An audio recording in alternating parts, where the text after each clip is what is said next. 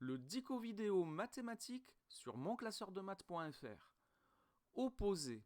Opposé est un adjectif qui a beaucoup de significations différentes en mathématiques. Nous allons commencer par parler de nombres opposés et ensuite nous verrons plusieurs utilisations de ce mot en géométrie. Deux nombres relatifs sont opposés lorsque leur somme est nulle. Par exemple, moins 4,2 et 4,2 sont opposés puisque leur somme, moins 4,2 plus 4,2, est égale à 0. Si on représente sur une droite graduée les deux points d'abscisse, moins 4,2 et 4,2, alors ces deux points sont symétriques par rapport à l'origine de la droite. Cela signifie que les distances qui séparent ces deux points de l'origine sont les mêmes. Ici, dans notre exemple, cette distance est de 4,2. En effet, deux nombres opposés ont la même distance à 0 et ils sont de signes contraires.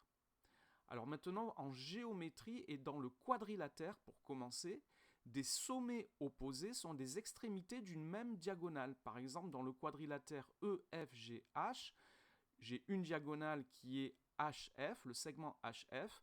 J'en déduis que les sommets H et F sont opposés puisque ce sont les extrémités d'une même diagonale de ce quadrilatère. De la même façon, les sommets G et E sont opposés puisque ce sont les extrémités de la diagonale EG.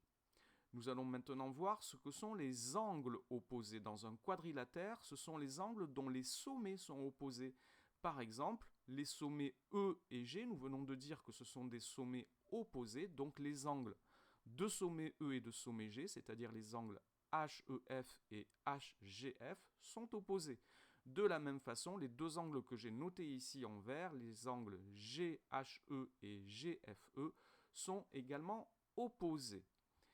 Maintenant, nous allons parler de côtés opposés, toujours dans le quadrilatère. Ce sont les côtés qui n'ont pas d'extrémité commune. Par exemple, les côtés EF et HG ici que j'ai surlignés en rouge sont opposés. Alors on pourrait dire qu'ils sont face à face.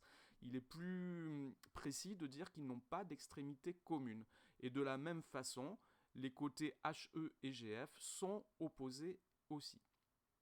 Nous allons maintenant travailler dans le triangle. Alors dans un triangle, on parle de sommets opposés à un côté ou d'un côté opposé à un sommet. C'est ceux qui sont face à face. Par exemple, ici, le côté DE et le sommet F sont opposés. On peut dire que le sommet F est le sommet opposé au côté DE et on peut dire que le côté DE est le côté opposé au sommet F. Alors de la même façon, le côté DF et le sommet E sont opposés, ou encore le côté EF et le sommet D sont opposés.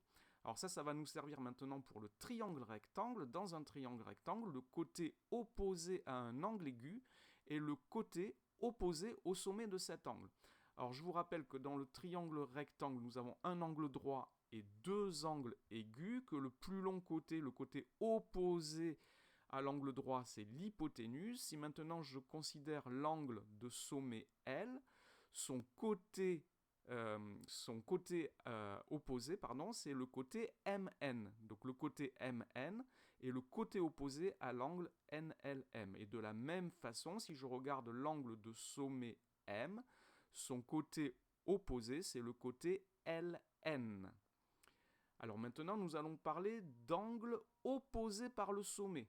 Ce sont deux angles qui ont le même sommet et qui sont symétriques par rapport à ce sommet. En voici une représentation et on peut se rendre compte que dans ce cas-là, les deux côtés des deux angles sont formés par deux mêmes droites. Il y a deux droites qui se coupent, qui forment deux paires d'angles opposés par le sommet. Voyons maintenant dans un cercle ce que sont deux points diamétralement opposés.